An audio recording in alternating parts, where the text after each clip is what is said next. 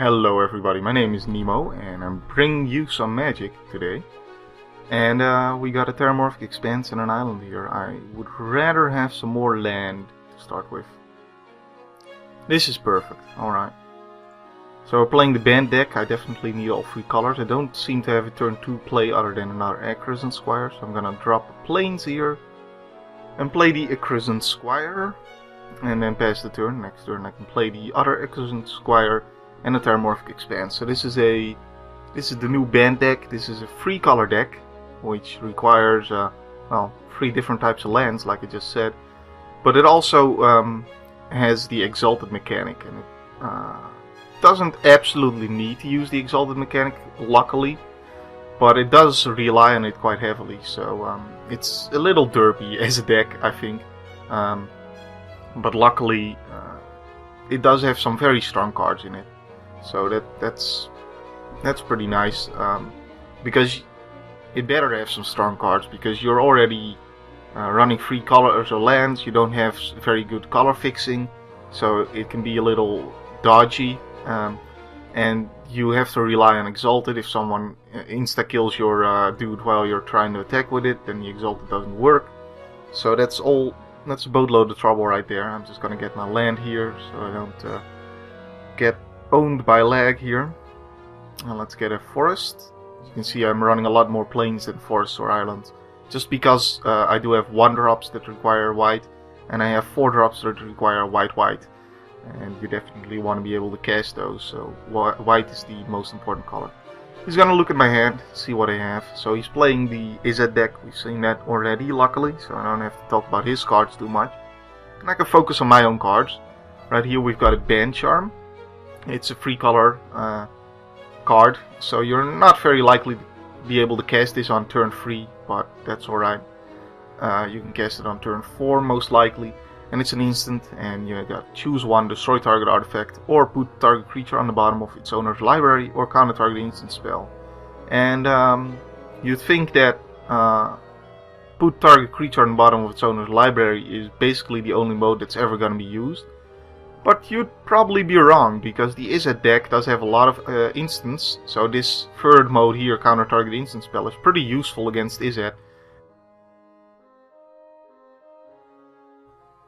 And the destroy target artifact is pretty useful against the new Samurai deck. So this is actually pretty much the perfect card that this deck got here in the Band Charm. He's gonna peek again just to cycle it. Alright, I guess that's possible if you don't have anything better to do. I don't know if I would do that, but... And he's gonna Band Charm. I'm totally fine with this. I don't even want to counter that. I know I only have 1 more dude, but still, I mean... I guess he looked at my hand and was like, alright, so he only has 2 dudes. Safe and using Banefire on one of his dudes and having a lot more time to live. But I mean, Banefire is basically the card you want to use to kill people in the Izet deck, so him using it on a 1-cost dude, I don't know. I feel like that's a mistake, but who knows, maybe he doesn't have a board sweep or something like that, and you know, I've drawn 3 of the same card, so there's not a lot to talk about here in the cards I have. But what I can talk about is okay,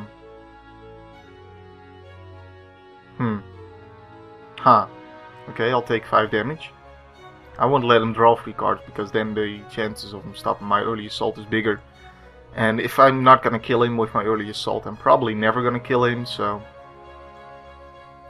there's Rafik of the Many. If I play it now, it's probably gonna die. It does have Exalted, so 1, 2, 3 triggers. That means I hit him for 8 damage. I think that's worth it. The only problem is I don't have Band Charm up to save my guy from an instant spell. But yeah, I mean, he stepped out here. I can hit him for 8. See, this is the problem with relying too much on what you know from your opponent with P. As you can see, I top decked the other Acrosant Squire if he killed one. And he played this and tapped out and thought he was safe, but then I drew Rafik and, you know, hit him for 8 damage. So that's pretty nice. And if he's gonna try to Starstorm me or something, I now have the Band Charm to safely know that I'm gonna win. So we're just gonna attack with Rafik. And yeah, he has to have three removal spells at this point to win, to survive. So that's not very likely. I guess he just didn't have the best hand ever, and that wasn't great for him. You know, I turned on the ability to listen to my own voice through the microphone to hear what I'm actually recording, but I can't make any sense of it. It's like too soft in relation to how loud I'm actually speaking. So, and I have my microphone recording turned up to like 100% as well. So I don't think that's really gonna work for me, but no, it was worth trying. I actually expected to be confused by it, but it's just so hard to make out what I'm actually saying. Wow. This game is so weird. Okay, so what just happened? I suddenly hear myself much more clear now. The second I pressed back to get out of that game, suddenly I'm hearing myself way clearer. And I noticed this a lot in the recording as well, where suddenly the audio levels change when I'm not actually in a game. So there's something really weird going on with the audio for this game and the way it affects the rest of the audio for your computer, especially if I have this game like I'm playing a game and simultaneously watching a YouTube video or listening to something. Then the audio for that is way lower than it would be if I'm actually if I don't have the game open. So it's really weird. But either way, we're gonna get another game. That was a random rant right there, random rant and a half. But as long as I can hear my voice clearly like this, I think this is actually pretty nice. I can definitely pick up when something is going wrong in the recording or something like that, and it's not as confusing as I thought it would be. So I definitely want that option turned on. But this game with the audio, you know. Either way, next game.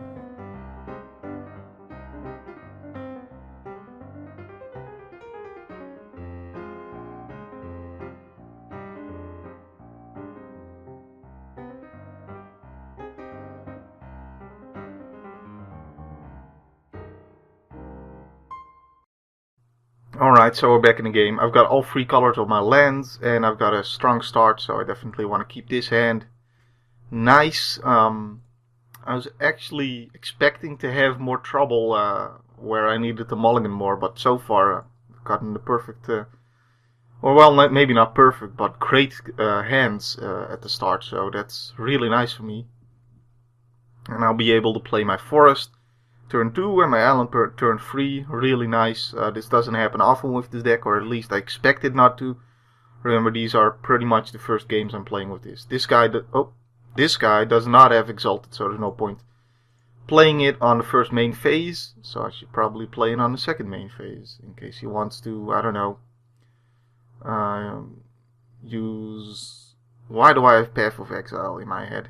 Why do I have that in my head? That's not good. If you have a card in your head, you should definitely go see the doctor, but I don't know why that card name is in my head. That's definitely not the card I'm meaning, but he is playing oh geez, I can't even remember the name of this deck. Time to see the doctor, guys. I'm going insane here. So this guy is going to grow to be a 4/4 on attack. So again, no reason to drop the Dauntless Escort on the first main phase. And the reason I don't do it is because now he has less information about what's in my hand, while he has to make the decision of whether to chump block or double block. I don't know why someone would ever double block here, but so he has less information about whether he needs to double block or not. Dauntless Escort may not be all too relevant against his deck, but it's a great card to prevent mass removal, which the new Lords of Darkness deck, as well as the new Izzet deck, have in abundance. So, very nice card there. And he's going to Fiend Hunter it.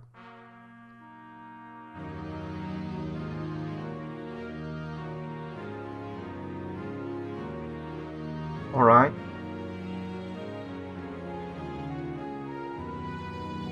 Is he going to Fiend Hunter this guy instead? Maybe. I mean, that wouldn't be the terrible idea, I think. He's going to...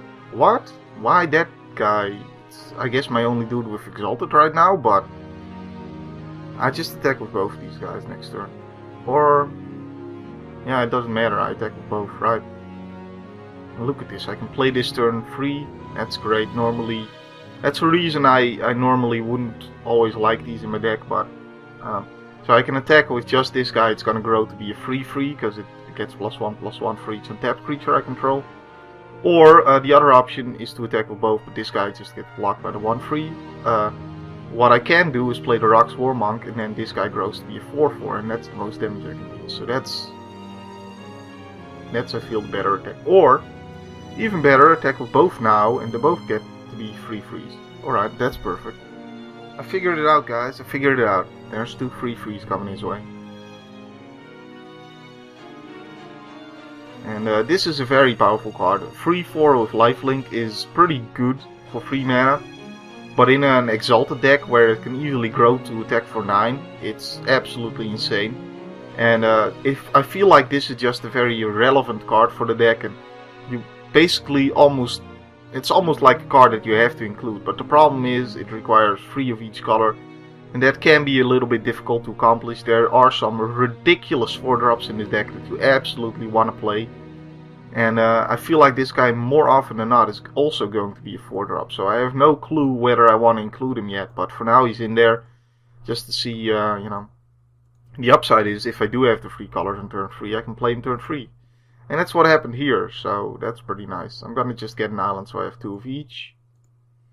Just in case I want to play 2 Band Charms in one turn or something like that. Well, this guy doesn't require any mana to play, so yeah, I'm not really making the most out of my land right now, am I?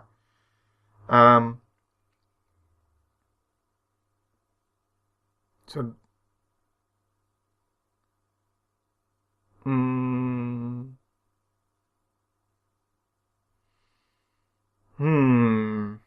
I almost feel like I have to play this right now just to be able to attack with all 3 of them.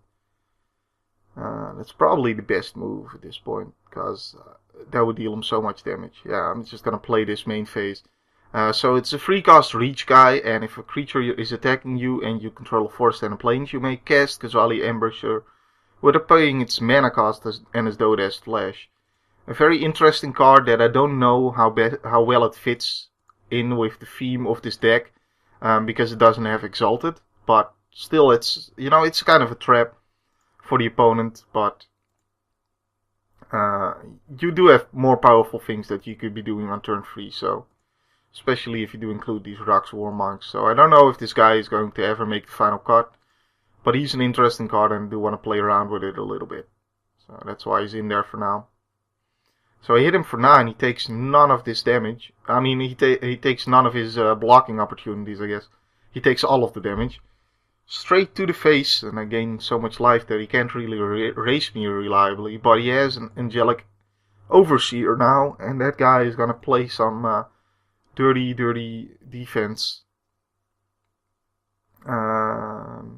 So I don't know what I'm going to do yet, let me figure it out.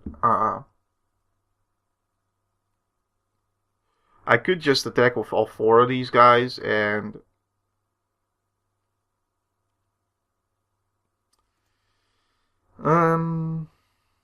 he's going to be forced into some...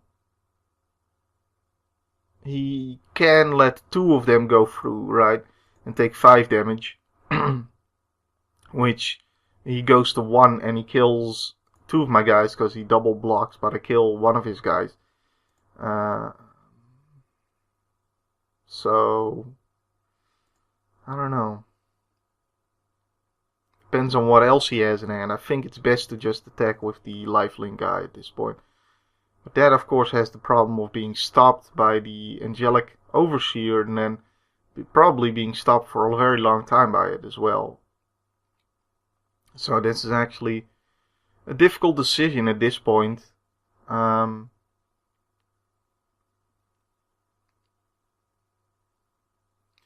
You'll probably double block the lifelink guy and block something else with that guy.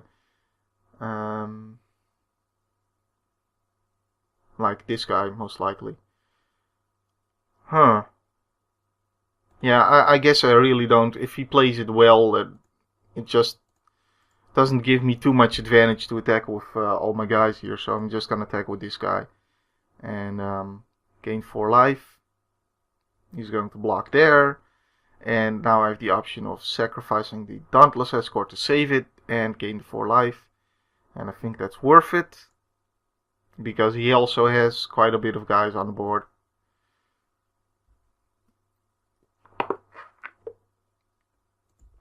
And let's pass the turn here. So I only gained 4 life out of the deal, which is not amazing. But he's going to have to deal me quite a bit of damage later on to win this game. And this guy was kind of starting to become not so useful, because he also has a powerful board state, more powerful than mine at the moment, I think. And mass removal doesn't seem like the best option for him right now. So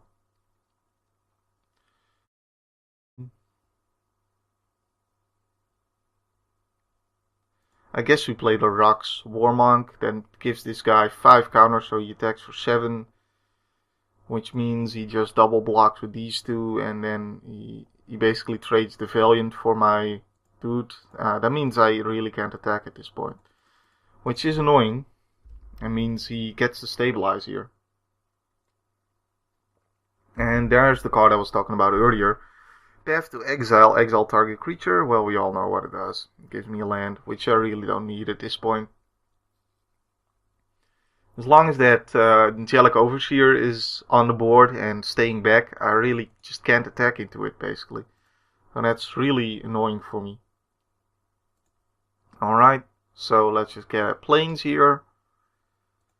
So I have 3 planes, I guess. And I also can't see him attacking, so just gonna pass the turn. And let's, I guess, get a land out of my library, so we have less chance of drawing one.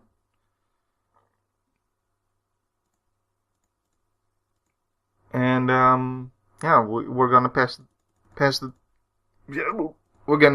the turn as well. And we're just gonna sit here looking at each other. He's got a Selfless Kafar.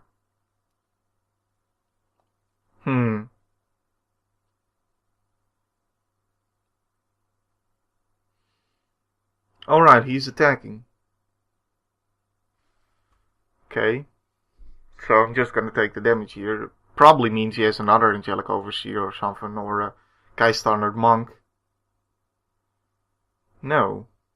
Alright, Restoration Angel.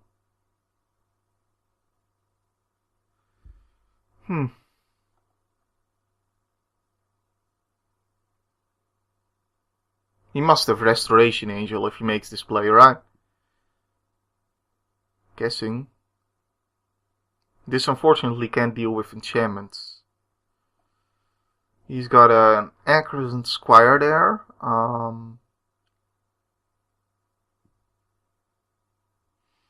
Yeah, not much I can do here at this point. So let's just pass the turn, hang on to this Band Charm. I don't really see what I can get rid of with it. Oh wow. That is going to be annoying for my Band Charm. Can't cast it on his turn now.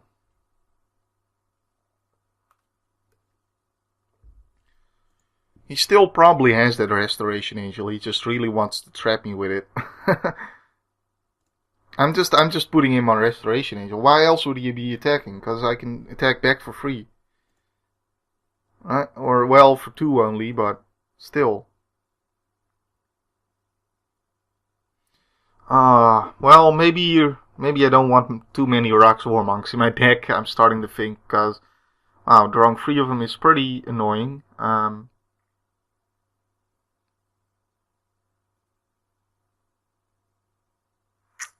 And this can counter target instant spell, but not something with flash, so.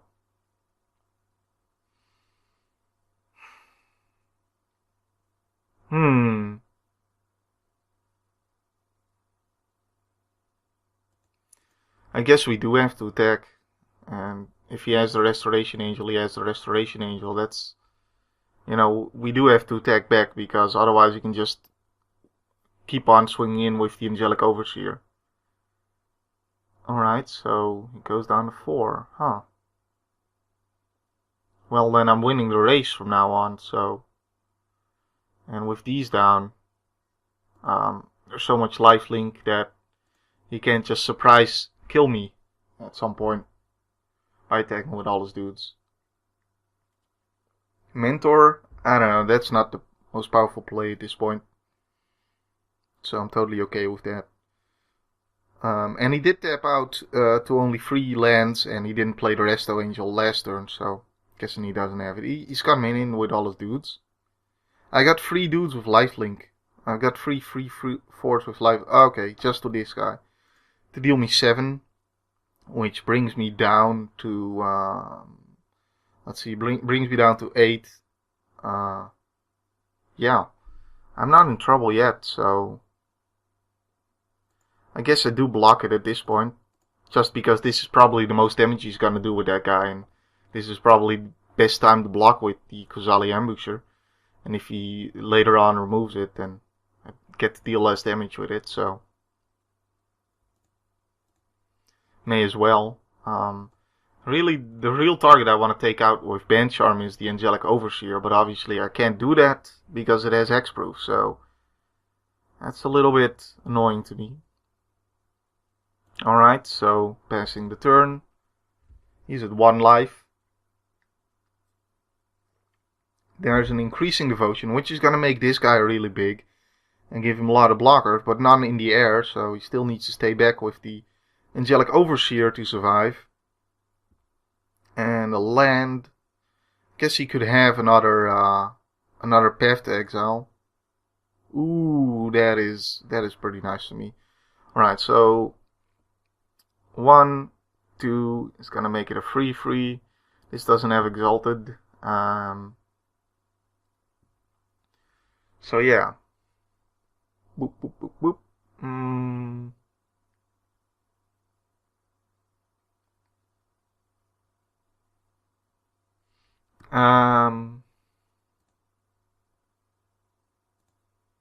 So this is obvious. I play that guy, but now do I Band Charm something? That's the question. This guy also has the Exalted.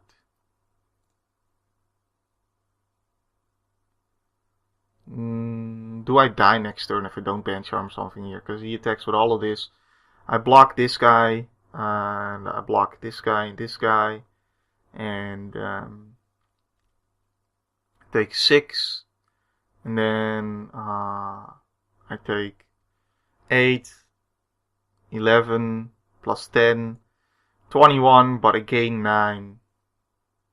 So he still has to have some kind of trick. And if he plays a flyer next turn, I can just Band Charm that and win. So I think I shouldn't Band Charm here. I should hold back, not attack this turn. Don't play the Band Charm because I want to have it to remove a flyer from him. If he has one. Like Everson, Angel of Hope. That's exactly what I want to remove. And now he's just gonna come in with all his dudes, because that would make sense. And I'm just gonna chump block him. Because all I need to do is make sure the Aven Squire and the Jinara Angel of War survive. And then I win, so... Oh, not him. Block. Block. Block. Block. Okay.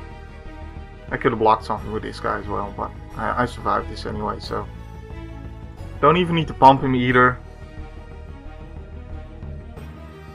So we're just not gonna... We're not gonna extend this by... Oh, I can't even use his ability on his turn. I wasn't even thinking of that at all. Double strike, nice. So yeah, Band Charm, Avacyn,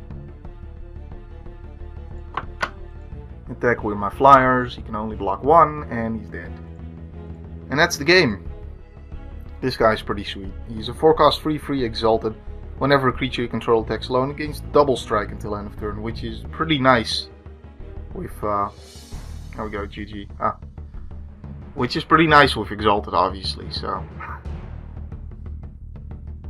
So yeah, very good decision on my part to not play the Band Charm, just to be more safe, but rather keep it just in case he draws a flyer. Because I was pretty sure I wasn't gonna die anyway, regardless of what he did on his turn, so... I guess there's the possibility that he Oblivion Ringed one of my lifelink guys, but even then I think I still survived, so... Yeah. Alright, and we got a game. We have plains and we have an island, so I can play my Haven Squire and nothing else at this point. We do need a forest here, but this is a very strong hand if I do get that forest. There's 5 in the deck, which means the likelihood of drawing one is pretty high. I should probably, well, no, the likelihood actually isn't that high. I should probably mulligan this. And the time was up, but I got a great hand. I am so lucky. I wasn't even looking at the time. Wow. Oh shit, I actually don't know what to get with Terramorphic Expanse yet. But it's on the board, it doesn't matter. I don't have a 1-drop, I don't have a 2-drop in hand. So I'm just gonna wait with this to see what I'm gonna do. And I drew a plane so I can safely get my forest. And still be able to play Sublime Archangel and Battlegrange Angel, so. Forest, go. Alright, sweet, we got a mana. Wow, I wasn't looking at the timer for choosing whether to take the hand or not. This happens to me all the time when I'm recording. I'm like trying to explain my decisions whether or not to keep the hand, and it just ends up taking too much time. But yeah, there's a Rock's War Monk, turn free, so that's nice. Apparently you can play these turn free, but as we did see last game, having a bunch of life linkers on the board with no Exalted is not that great, so maybe 4 in the deck is maybe too much. I don't know yet, still gotta tweak the numbers. So he's playing the Samurai deck, and I'm gonna hope that I get the cards names correctly, because I don't speak Japanese. But Akitsun Blademaster, guess that's how you pronounce that. And I think Kitsune means fox, so it's a fox Blademaster, which is explained by being a fox samurai. There we go. Free cost 2/2, first strike Bushido. Bushido means whenever it gets in combat with another creature, it grows. It grows where it gets +X, where X is the number of Bushido. So there's Bushido 1, grows to be a 3/3 when it blocks or gets blocked. But when I let it through, then it doesn't grow, so it would only deal me 2 damage. This gets rid of enchantments or artifacts, which is really powerful against his deck actually. He has a lot of lightning helixes, so I probably don't want to play the Sublime Archangel just yet. Instead we'll play this guy. We'll play this guy. Yep, that's it. We'll play this guy and attack for 4. And this guy trades so favorably with Kitsune Blademaster as well. That's great stuff right there. Alright, so passing the turn.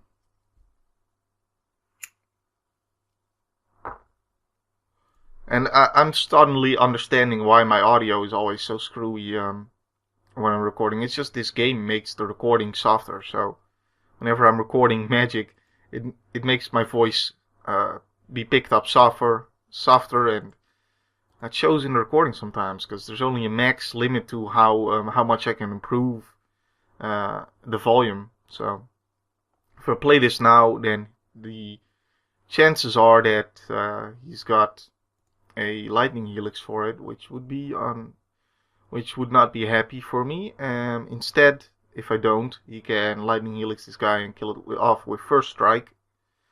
But I would probably be happier with that. I can also pariah the Kitsune Blademaster, which would put him. Well, he can still then do that trick, so that doesn't actually help. So yeah, we're just going to walk into that lightning helix, because if he uses it here to get rid of this guy, he doesn't use it on my Sublime Archangel, and I'm obviously pretty happy about that. So looks like that's the case. Here comes the lightning helix, and or a brute force. Okay, well in that case, playing the Sublime Archangel would have been better. Oh well. That's a little unfortunate for me. I do think I play it though, because that just gives me a very powerful attacker. And I have the Battlegrace Angel next turn, so.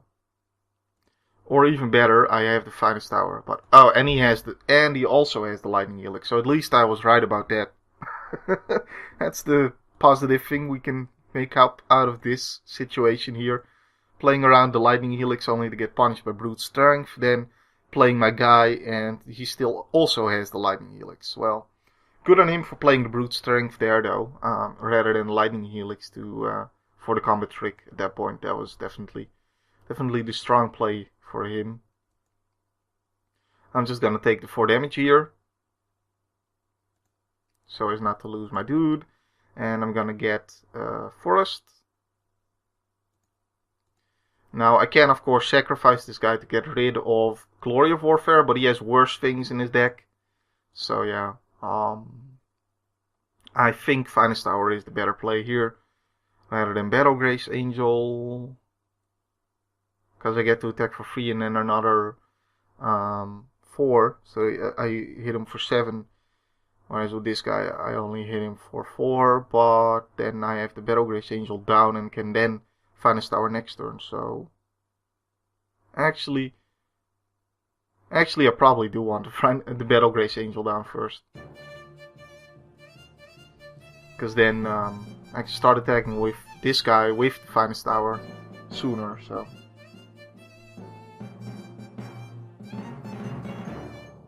Alright, moving on here.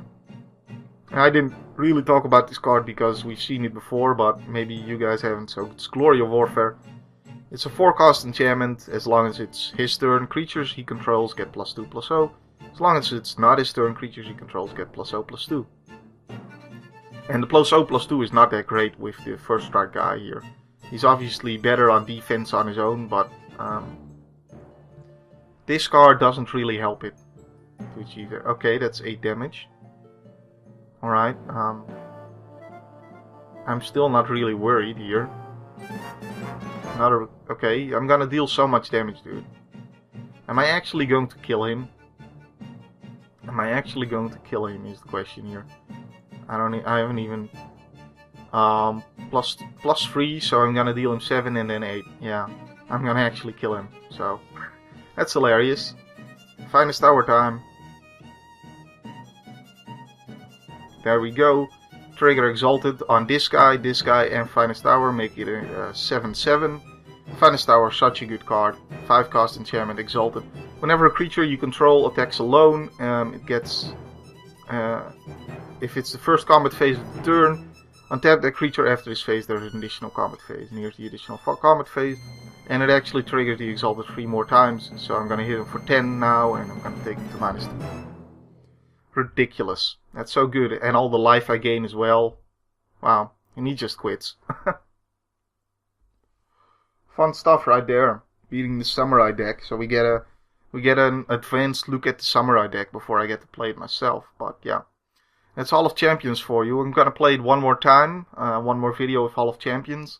I'm probably gonna take out some of the lifelink Roxas, just because I do want to not draw them in multiples, because I do want some Exalted as well. So we'll see you in the next video, and my name has been Nemo. My name will still be Nemo then. Bye bye.